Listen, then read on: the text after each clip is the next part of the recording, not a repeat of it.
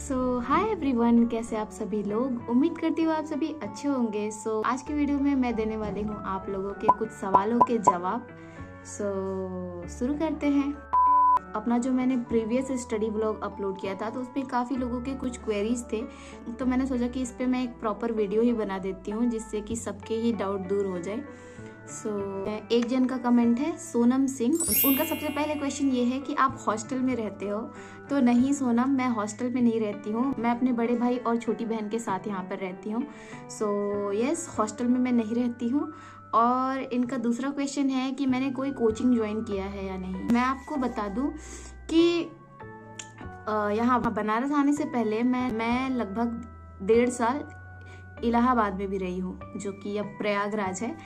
और मैंने स्टार्टिंग में कोई कोचिंग ना ज्वाइन करके एक लाइब्रेरी ज्वाइन कर लिया था सेल्फ स्टडी के लिए शुरुआत में। फिर उसके बाद मैं 5-6 महीने मैंने लाइब्रेरी ज्वाइन किया एंड देन मैंने सोचा कि कोई कोचिंग ज्वाइन करते हैं, क्योंकि कुछ उस समय पल्ले नहीं पड़ रहा था और उस समय मैं यूपीएससी की तैयारी कर रही थी।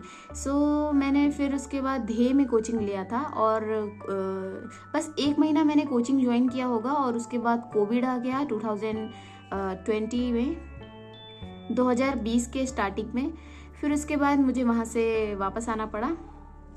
फिर उसके बाद मैं वहाँ से वापस आ गई घर पे और पूरा 1 साल मैं घर पे रही, सेल्फ स्टडी किया। कोचिंग मैंने छोड़ दिया बिकॉज 1 महीना मैंने जो कोचिंग ज्वाइन किया था तो उनका मुझे उतना समझ में नहीं आ रहा था। तो फिर उसके बाद मैंने ऑनलाइन ही स्टडी करना शुरू किया। फिर उस टाइम पे, कोविड के टाइम पे, ऑनलाइन स्टडी का भी काफ़ी ज़्यादा चलन चल चुका था और अनअकैडमी उस टाइम पे हुआ। तो फिर उसके बाद मैंने अनअकैडमी पर क्लास परचेज़ किया यूपीएससी के लिए। फिर मैंने अपनी जो बेसिक चीज़ें हैं वो मैंने अनअकैडमी से ऑनलाइन क्लासेस के थ्रू कंप्लीट किया है। एंड उनका थर्ड क्वेश्चन ये है कि ज्योग्राफी और पॉलिटी के लिए आप कहाँ से पढ़ रहे हो। ज्योग्राफी के लिए बेसिक मैंने एनसीईआरटी फॉलो किया है एंड फिर उसके बाद अनअकैडमी पे जो सर क्लास कराते थे उसका मेरे पास मैंने अपना नोट्स बनाया है प्रॉपर। एंड अभी मैं महेश कुमार बर्नवाल से पढ़ रही हूँ। देखो, ज्योग्राफी का सिलेबस काफ़ी ज़्यादा वास्ट है, तो मैंने एनसीईआरटी पढ़ा, फिर उसके बाद अपने ट्यूटर से क्लास लिया, उसका एक नोट्स बनाया एंड देन उसके बाद अभी महेश कुमार बर्नवाल पढ़ रही हूँ। और महेश कुमार बर्नवाल एक्चुअली में मुझे अच्छा लग रहा है, मतलब उसका लेवल अच्छा है और क्वेश्चन की प्रैक्टिस करो आप, तो वहाँ से आपका हो जाएगा। एंड इनका लास्ट क्वेश्चन है कि आप हिंदी के लिए क्या कर रहे हो। हिंदी के लिए मैंने कई बार अपने वीडियो में बताया है, फिर से एक बार बता देती हूँ कि मैं 2 बुक को फॉलो कर रही हूँ। एक है आदित्य पब्लिकेशन, जो कि दिखा देती हूँ मैं, ये है वो बुक आदित्य पब्लिकेशन की। ओके, ये फ्रंट कैमरा है तो इसमें ये उल्टा दिख रहा है। Let me show you in from back. ये हिंदी के लिए ये है सामान्य हिंदी का आदित्य पब्लिकेशन का एंड सेकंड है घटना चक्र पब्लिकेशन का। घटना चक्र पब्लिकेशन का है, ये भी पूरा पूर्वालोकन है। इन दोनों बुक को मैंने लगाया है और अभी इनसे रिवीजन चल रहा है मेरा। और हाँ, मैंने काफ़ी ज़्यादा क्वेश्चन के प्रैक्टिस करे हैं, तो एक्चुअली इसको सेट करने में ही थोड़ा प्रॉब्लम मुझे होता है।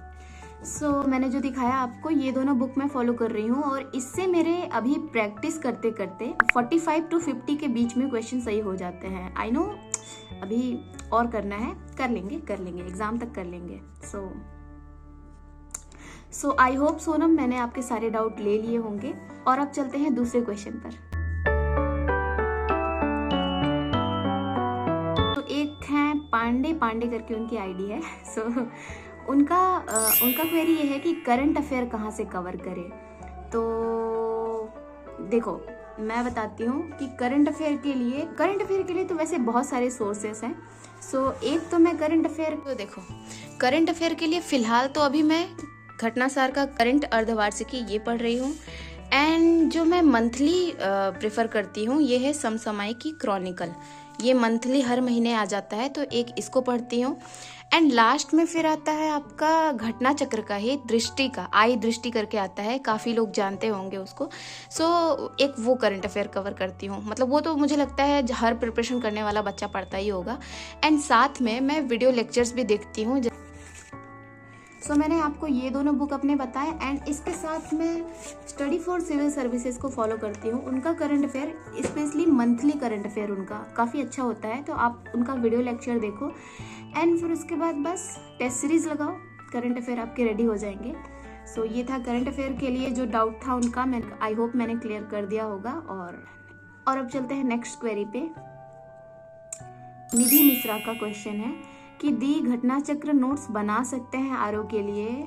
सो निधि, मैं तो यही कहूंगी कि नोट्स बनाने के चक्कर में आप मत पढ़ो, आप घटना चक्र को ही कम से कम 2 से 3 बार पढ़ो रिवीजन के साथ। पहली बार तो मुझे लगता है पढ़ने में आपको समय लगेगा, पर जब आप सेकंड टाइम रिवीजन करोगे थोड़ा कम टाइम लगेगा, तीसरी बार करोगे थोड़ा और कम टाइम लगेगा। सो ज़्यादा से ज़्यादा रिवीजन करो, क्योंकि आप देखो एग्जाम में आप काफ़ी कम टाइम बचा हुआ है और आप नोट्स बनाओगे, क्योंकि नोट्स बनाने में भी प्रॉपर टाइम लगता है। तो करंट अफेयर का नोट्स मेरे हिसाब से रहने दो तो ज़्यादा अच्छा है। केवल घटना चक्र के ऊपर ही रिलाई मत करो, घटना चक्र पढ़ो एंड वीडियो लेक्चर्स भी देखा करो। जैसे मैंने बताया कि स्टडी फॉर सिविल सर्विसेज का करंट अफेयर अच्छा होता है, थोड़ा लेंदी होता है आई नो, बट थोड़ा थोड़ा करके पढ़ो। जैसे 1 घंटे का करंट अफेयर है तो आप 15 मिनट इस तरीके से डिवाइड कर लो, बस इतना ही पढ़ो, तो आपको बर्डन भी नहीं फील होगा और कवर भी होगा आपका। सो ये था।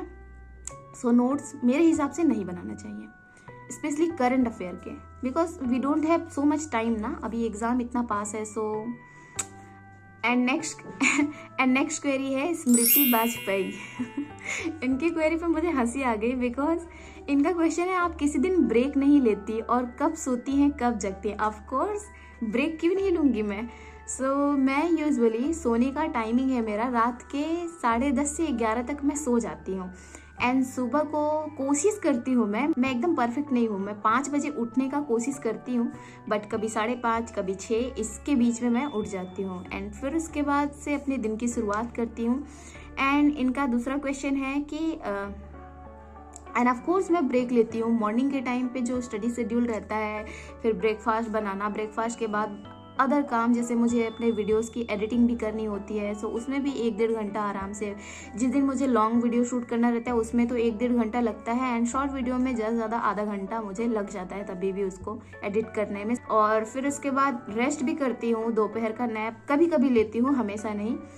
सो रेस्ट करती हूँ, मैं बिल्कुल करती हूँ, हर कोई करता है रेस्ट। एंड इनका क्वेश्चन है कि आप इतना सब्जेक्ट डेली पढ़ती हैं क्या। नहीं निधि, मैं डेली तो नहीं पढ़ती हूँ सारा सब्जेक्ट, मैंने कुछ सब्जेक्ट ही अपने डिवाइड करके रखे हैं। मैं 2 दिन का शेड्यूल लेके चलती हूँ कि आज मुझे ये टॉपिक कंप्लीट करना है, मैं अपने शॉर्ट डायरी में लिख लेती हूँ एंड कोशिश करती हूँ कि उसको मैं कंप्लीट कर लूँ आज भर में। और अगर नहीं होता है तो इतना बर्डन नहीं लेना है, कोई बात नहीं, कल कर लेंगे। इस तरीके से। और देखो सबका कैपेसिटी अलग अलग होता है, तो आप अपने अनुसार अपना शेड्यूल बनाओ और आपको जितना लगे आप उतना ही कंप्लीट करो एंड देन उसके बाद जो बच जाते हैं उसको, हालांकि कोशिश करो कि ना बचे क्योंकि ये आपके माइंड में फिर बैठ जाएगा, फिर आपको ना ये हैबिचुअल भी हो जाएगा कि चलो कोई बात नहीं, आज नहीं हुआ तो कल कर लेंगे। लेकिन कोशिश करो कि आज ही हो जाए, आज के टारगेट आज ही निपट जाए तो बेटर है। एंड नहीं हो तो उतना स्ट्रेस भी नहीं लेना है कि ठीक है यार अगले दिन कर लेंगे, कोई बात नहीं। अब लेते हैं next and last doubt. Ashu Singh का क्वेरी है कि संस्कृति का जो टेस्ट खरीदा था मैंने वो कितने का है और कितना टेस्ट है उसमें। आशु देखो, मैंने जो टेस्ट संस्कृति आई इसका टेस्ट सीरीज मंगाया था, मैंने कुल 10 टेस्ट सीरीज मंगाए थे, जिसमें से 5 फुल लेंथ मंगाए थे और 5 सेक्शनल मंगाए थे, और जिसका उन्होंने मुझे डिलीवरी चार्ज के साथ 550 रुपये मुझे कॉस्ट पड़ा। संस्कृति आई मुझे काफ़ी अच्छा लगा, मैंने अभी तक तो बस एक ही सेट लगाया है एंड कल लगाऊंगी एक और टेस्ट, क्योंकि आज मैंने जो एक ऑनलाइन टेस्ट लगाया था कल, तो उसका एनालिसिस आज पूरा सुबह से अभी 11 बज रहे हैं और मैंने सुबह से आज कुछ पढ़ाई नहीं किया, सिर्फ टेस्ट का एनालिसिस किया। और सच बताऊं टेस्ट का एनालिसिस करने में भी अच्छा खासा टाइम चला जाता है, 2 से ढाई घंटे। अगर आप प्रॉपर अच्छे से पढ़ रहे हो उसको, सारे उसके एक्सप्लेनेशन पढ़ रहे हो तो अच्छे से टाइम चला जाता है, मोटा मोटी 2 से ढाई घंटा चला ही जाता है। तो सुबह से मैंने वो काम किया, टेस्ट का एनालिसिस किया, फिर उसके बाद किचन ड्यूटी कंप्लीट किया, फिर उसके बाद मैंने सोचा कि एक वीडियो शूट कर लेते हैं आप लोगों के लिए। संस्कृति IAS के कुल मैंने 10 टेस्ट सीरीज मंगाए थे, जिसके मुझे कॉस्ट पड़े 550 डिलीवरी चार्जेस। एंड लेवल की बात करें तो मुझे ये अच्छा लग रहा है, इसका लेवल अच्छा लग रहा है। बेसिकली क्या है ना कि देखो जो इन्होंने क्वेश्चन के एक्सप्लेनेशन दिए हैं वो काफ़ी अच्छे हैं, मतलब उसमें कई डायमेंशंस को और कवर किया गया है। इसलिए मुझे संस्कृति IAS बेटर लगा बाकियों के कंपैरिजन में। सो आई होप कि मैंने आप सबके डाउट लिए होंगे, और अगर किसी के छूट गए होंगे तो उसके लिए माफ़ी चाहती हूँ। नेक्स्ट वीडियो में मैं आपके और डाउट ले लूँगी, क्योंकि वीडियो बहुत लंबी हो जा रही है। आई होप कि आपको ये वीडियो थोड़ी इन्फॉर्मेटिव लगी होगी और वीडियो अच्छी लगी होगी, तो तो कुछ नहीं अगर वीडियो अच्छी लगी होगी तो आप लाइक कर सकते हो और तो अपने दोस्तों के साथ भी शेयर कर सकते हो। और हाँ, अगर सब्सक्राइब किया है तो आपका दिल से शुक्रिया, और नहीं किया है तो कर लो यार कुछ आपका यहाँ पर टाइम वेस्ट नहीं होगा, आई प्रॉमिस। सो मैंने अभी सुबह से बस टेस्ट का एनालिसिस किया है और अभी जा रही हूँ पढ़ा, थोड़ा खाना खाऊंगी, भूख भी लगी है अभी ब्रेकफास्ट नहीं किया है। सो चलो मिलते हैं आपसे अगले वीडियो में। पढ़ाई करते रहिए, ध्यान रखिए अपना, गर्मी बहुत पड़ रही है, हाइड्रेटेड रहिए, पानी पीते रहिए, खीरा खाइए, ककड़ी खाइए और मोटिवेटेड रहिए। अब एग्जाम में बहुत ज़्यादा टाइम नहीं रह गया है, गर्मी से बचे रहिए और बाहर निकलिए तो मुंह बांध करके निकलिए बस। सो चलो मिलते हैं आपसे अगले वीडियो में। भगवान करे आपका दिन शुभ हो। Take care and tata. पढ़ते रहो